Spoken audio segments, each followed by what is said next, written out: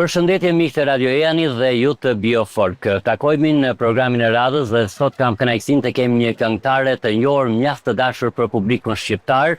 E them me plot bindjen për publikun shqiptar, jo vetëm Shqipërisë mesme, sepse kryesisht këndon këngët e Shqipërisë mesme, por për publikun bashkëshqiptar dhe për te kufive. Kënaqësi të kem Artiola Toskën në Biofolk. Artiola, mirë se erdhe. Përshëndetje, mirë se gjeta. Kam kaq kohë që them për intervistë se kemi shtyrë me vite. Më në fund u bëm bar. Po ç'të bëjon ty se të kam mik ngush. Është vlerësim gjithsesi edhe unë falenderoj shumë mirë edhe që për realizojmë këtë intervistë në fakt në zemër në qendër të Tiranës. Po me që ishte orari, me që ishte dhe orari përshtatshëm. Tash sa ta pim kafen gjithmonë pa kamera. Po e pim me kamera. Po e pim edhe me kamera. E nisim me kamera. Hajde nzuar. Edhe ndas. Faleminderit. Po ti të je shkëltare. Po mirë, vetëm ta thuash përpara. E nisi me kafen. Në fakt më kujtohen një apo dy këngë ke bërë që ka lidhje me kafen. Kafja e mëngjesit është një duket, dhe në filxhan. Një filxhan u bosa vet. Po, dy këngë. Si lindi për bërë këngë për bën që kanë lidhje me kafen. Domethënë ti e konsumon kafen patjetër, si lindi për të bërë këngë që i kushtohen pak a shumë kafes apo filxhani që mban kafen. Po kafja e mëngjesit ka qenë një kompozim i një kompozitori nga Kosova, nuk është se ishte krijimi imi, kurse një filxhan ose bep ishte ideja imja, po teksti ka qenë i të pavdekshmit, parrushmit Djergo Papinqi. E kujtoj me shumë nostalgji, me shumë mall. Janë ndjej mungesën sa herë të ulem për me nis një këngë ose në ide këngë, direkt më shko menja vetëm ke... Dhe ka qenë bashkëpunëtori më afër tuaj, që në Pallatin e Pionerëve. Më afër, po. Dikur profesori. Shumë tekste këngësh. Më pas bashkëpunëtori. Shumë tekste këngësh që ka bërë. 3 albume. 3 albume muzikore. 3 albume kemi. Artiola, je dashur për publikun shqiptar, në thashë në hapjet e emisionit në gjithë Shqipërinë. Pra, të vërtet këndon kryesisht këngët e Shqipërisë mesme, por që nëse shkojmë në Konispol, Vermosh, në qytetet tjera, apo dhe në Maqedoni, Shqiptar apo në Kosovë, emri i parë një artisti që e duan për dasma dhe një familjarë është Artiola Toska. Si ke mundur që të depërtosh në zemrat e publikut mbash shqiptar? Po duke qenë se në për ambiente live detyrohesh, po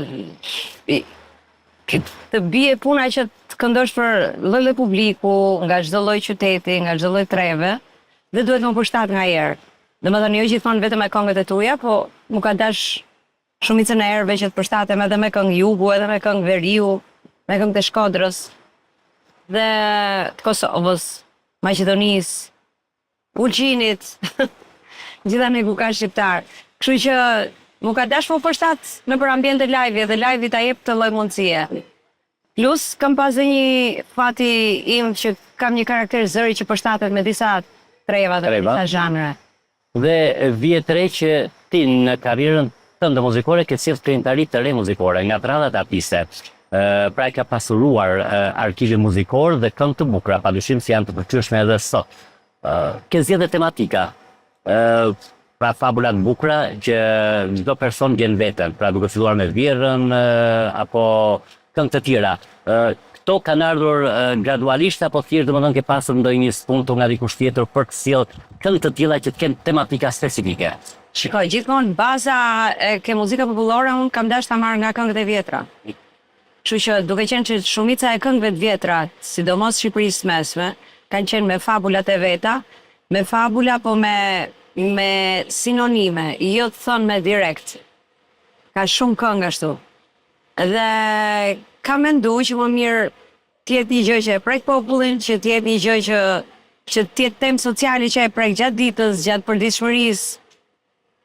Me atë kam edhe gjithmonë e kam nis vetë fabulat i kam pas vetë të idet të këngëve dhe më pas i kam përshtat me nganjëherë me tekst shkruesit dhe shumicën e herëve i kam bërë vetë. Dhe gradualisht i ke arritur të shkruash vetë tekste këngësh, gradualisht po. Edhe të bësh muzikë. Është vështirë të kompozosh një këngë popullore? Që nga kënga Fol Shqip ishte spunto, duke qenë që edhe udhtoj shpesh, duke qenë që jam në kontakt me publikun shumë të afërt, edhe çdo javë, edhe i shef këto fenomenet shumë shpesh.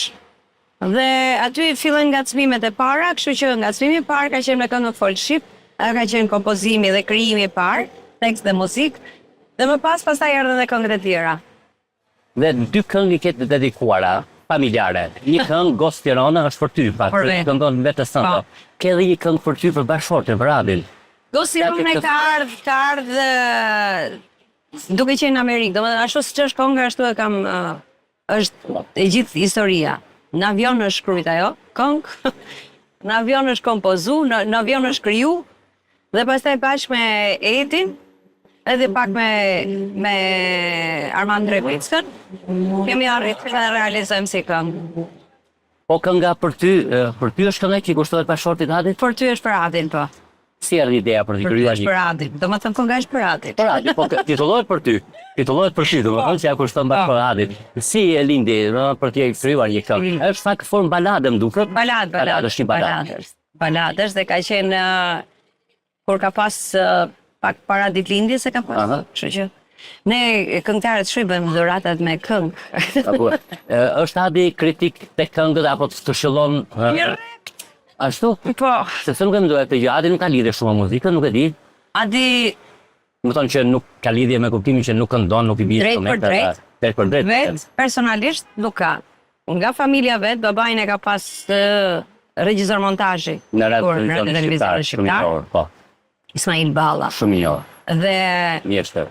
Ndërkohë ka një vesh absolut për muzikë, që mund bie keq që nuk është marrë me art, sepse e ka veshin shumë prisk kur i thon, dhe nuk të le të bësh asnjë lloj gabimi, dhe ka një nuhatje të tmerrshme për hite. Domethënë kur më vin demo, duhet me ja tregu i Radit, edhe atëherë kam të sigurt që është hit. Ne përmendëm pak më parë, të përmendëm udhëtimet. Në fakt je nga artistët që udhton më shumë. Në kuptimin që ke shumë koncerte, ke aktivitete gëzime familjare. Janë bërë rutinë tashmë udhëtimet, sepse ndoshta edhe është lodhje, sepse valizhe me vetë, dhoma hotelit, udhëtime në avion. Mu më lodh kthimi.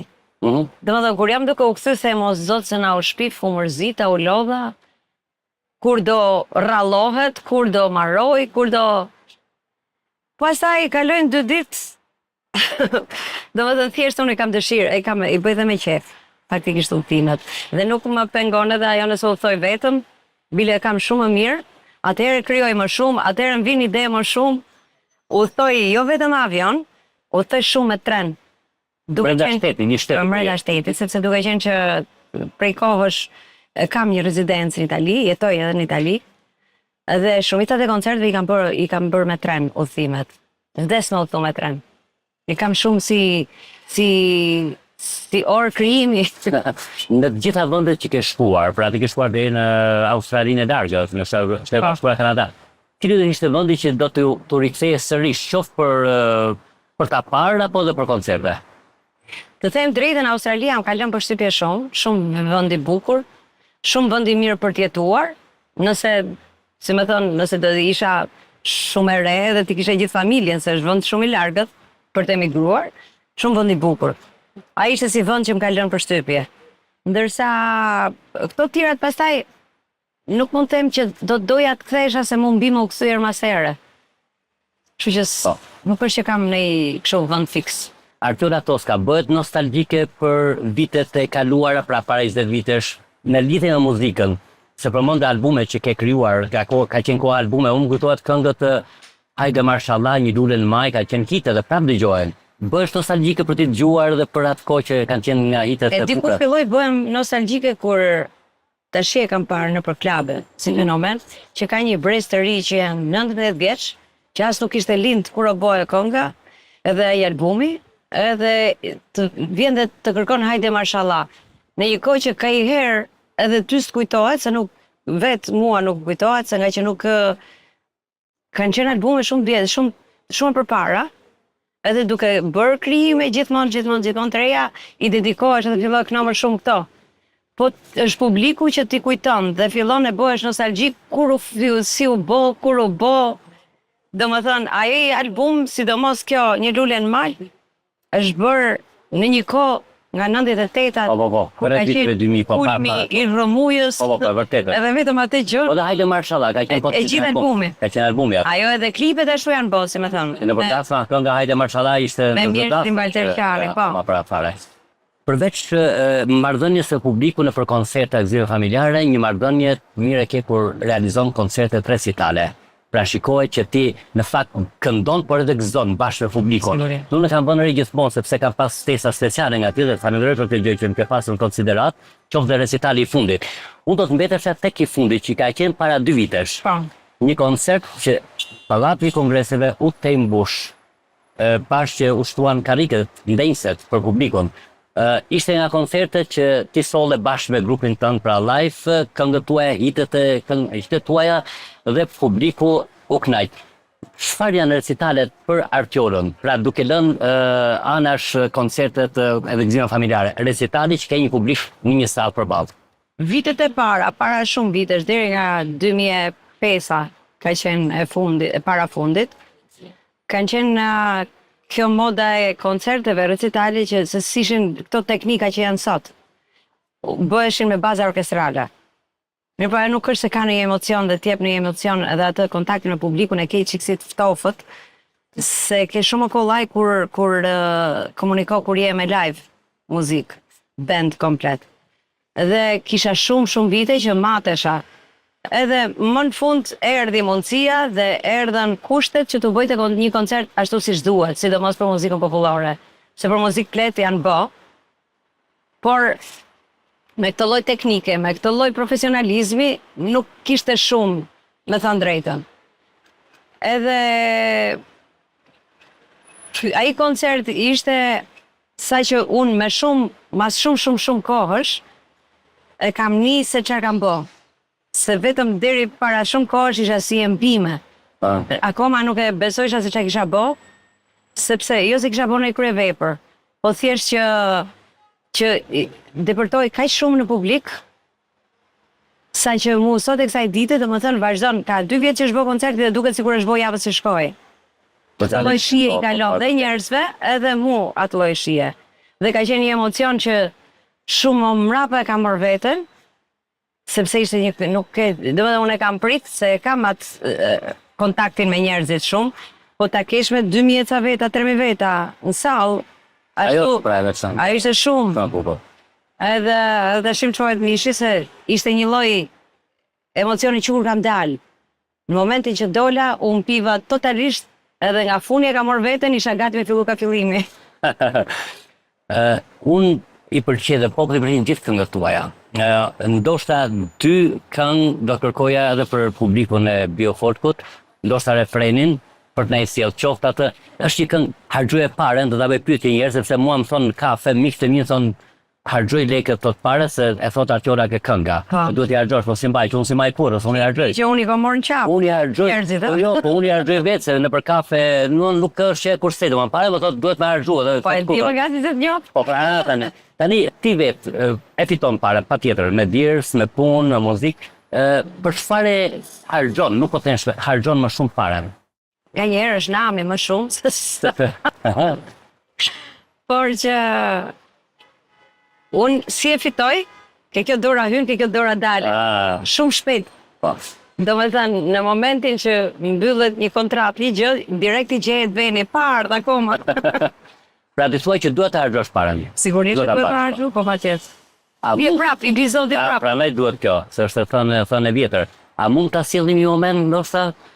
Asnjë që ndark mos maj në qep ajo s'ka vlerë, se Zoti pare sot ta jep, nesër prap ta merr. Shumë e bukur. Artiora, vera ka nisur. Natyrisht që ne themi sezoni veror më shumë për pushime. Për ti janë pushime. Është sezoni veror i koncerteve, i gëzimeve familjareve, i angazhimeve. Për gjithë këngëtarët e muzikës popullore. Po them kështu është. Konkretisht për ty që kemi një intervistë. Pra do kesh një agjendë beset ngjeshur verore. Si për herë. Domethënë, unë kam një të mesmetar. Nuk kam atë full kështu çdo ditë. Më mirë pak e sakt, edhe pak e të rahatshme më sakt, edhe pak të suksesshme. Po. Sepse kam pas gjithmonë e kam pas si princip pune.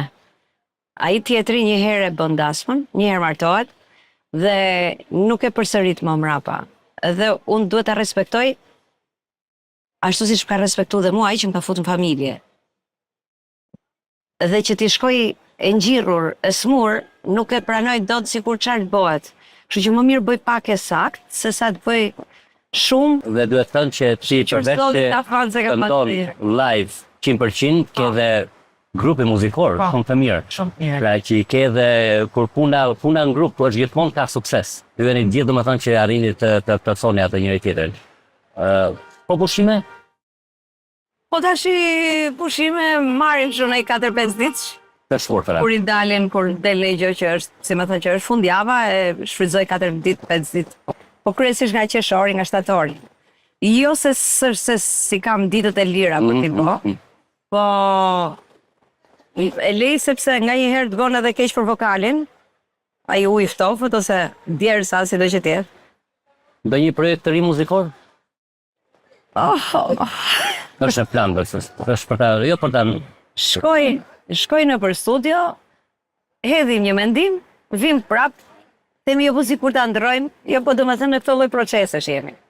Akoma në gjë konkrete jo. Unë kur ndalin sot me nesër dhe duhet ta kryj patjetër mrena javës. Dhe do jetë më bukur ta mbyllim këtë program me një interpretim nga ju tani një moment, Ghost Tirone. Wow. Ghost Tirone jom, ronjët këtu i kom, në fund botës me shku, shpirtin e kom këtu. Ishte kënaqësi Artiola që të kisha në Biofon në Radio Ejani, të rojtini shëndet në radhë parë dhe gjithmonë e suksesshme me këngën. Faleminderit shumë edhe juve suksese.